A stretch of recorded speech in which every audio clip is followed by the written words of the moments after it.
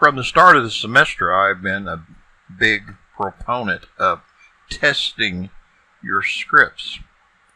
And in this case, we have an input from a file.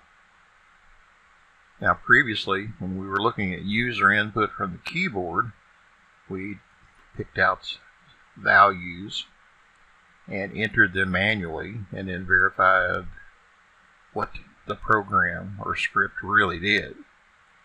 In this case, what we need to do here is come up with our own test file or files.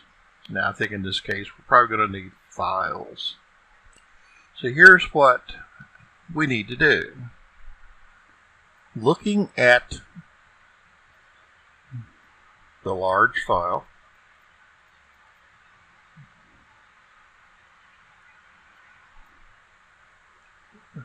and what the program does, we need to verify the average, min and max, and then we need to count the number of input numbers that fall into these ranges from 0 to 99,999.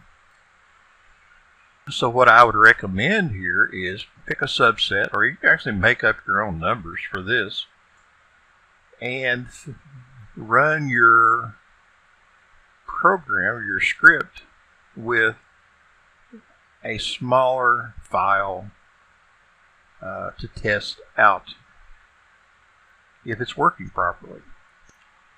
So let's think about how to do this. Maybe your first impression is here, well, I'm going to pick a number from each of these ranges and run that. And I definitely think you should start there. Now, the problem with picking a number from each range, a single number from each range, is it's possible that there's an error somewhere in your code such that no matter what, every one of these ranges is incremented by 1. Or set, it winds up as 1, probably a good way of putting it. Okay, so, but still, I would start off with a number from each range. And of course, you can just add these up manually, divide by the number of numbers in your file, get the average.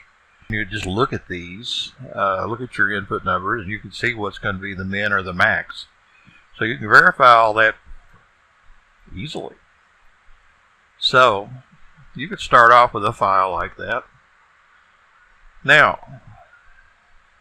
I would follow that up with, let's try to create situations where, for example, let's pick 2 or 3 numbers from a particular range and none from some others to verify that the count is correct for the number in the range. And if certain ranges have no numbers that have in the input range, they should show up with a frequency of 0. So that would be a good thing to do for sure. Pick, I was looking at a range here a while ago that looked pretty good. It had a couple of ranges to start with 2. But, you know, you can pick out from here, or you can make this up on your own. However how you want to do it. So my second file would be maybe an input file made up of 2 or 3 in the range starting with 3. The 30,000 to 39,999. And then maybe one other number, maybe 50,000 something, and just run that. So you should get 3 as a frequency in that corresponding range, and 1 in the 5 50,000 range, and everybody else, all the other ranges, should have zeros.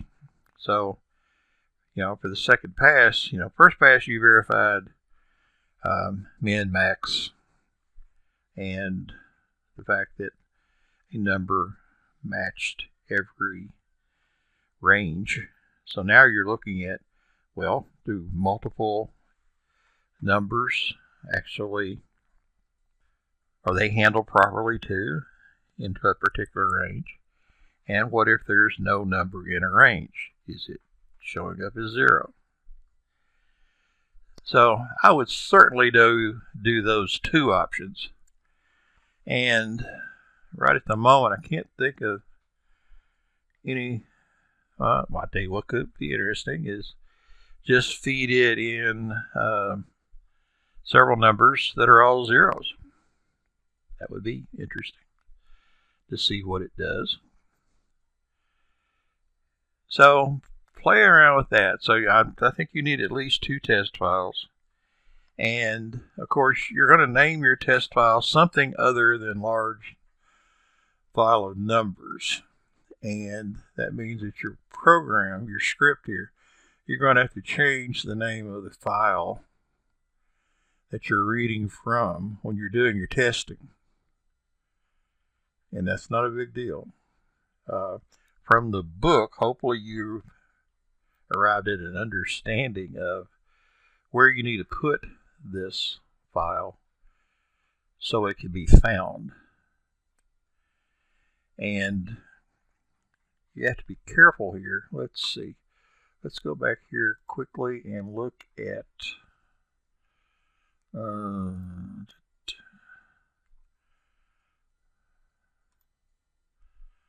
this. So these are a couple of snippets here to get you started. For example, right here, this is how to read from a file. And notice I say open 1 to 9 text. It's in parentheses, and there's nothing in front of it. There's no C:\\, blah, blah, blah. This means we're using relative addressing here. So this needs to be in the Python directory where the actual Python executable is. So if you send me, and I get this quite a lot, I'll get a program from a student that'll say, open C:\users /Dave or Ralph or Rosie /my project files / whatever. Well, if it says C:\, etc., that's not on my computer. That's on your computer, and it won't run. And that's we call an absolute address. It's based on the absolute layout of a hard drive. In this case, your hard drive. So you will have to change this little part right here to match what you call your files. That's not a big deal. By the way, this is an old assignment. I don't think you're going to need this. This is a super simple way to test this program. But you have to make too many changes in the original script. So here's a little section on how to write to a file. And whenever you're copying something here like this, make sure of the formatting, the indentation, because that's very important to Python. And if you have a problem, syntax errors, look at the indentation and make sure that it makes sense. And a lot of times that's all it is, just a copying issue. So let me think about it. Have I discussed this? Oh, there's one more thing here. Now, in this case, to do a test when we're reading in file data, it made sense. At least I think it made sense to just select some numbers or maybe make up some numbers. Now, other times you might be dealing with a large file of other types of information that would be hard to just recreate on your own. And, you could pick out various aspects, various, records and run those. Or maybe another way you want to look at this is let's just run my script against the input data and then pick out at random input data and see if it was properly handled by my script. So that's just another way of testing a script that is running on input data. But it's important to always be thinking about, well, how can I verify that my script is running properly? Because there are implications for getting it wrong. So think about that. And that's going to be a part of this particular assignment.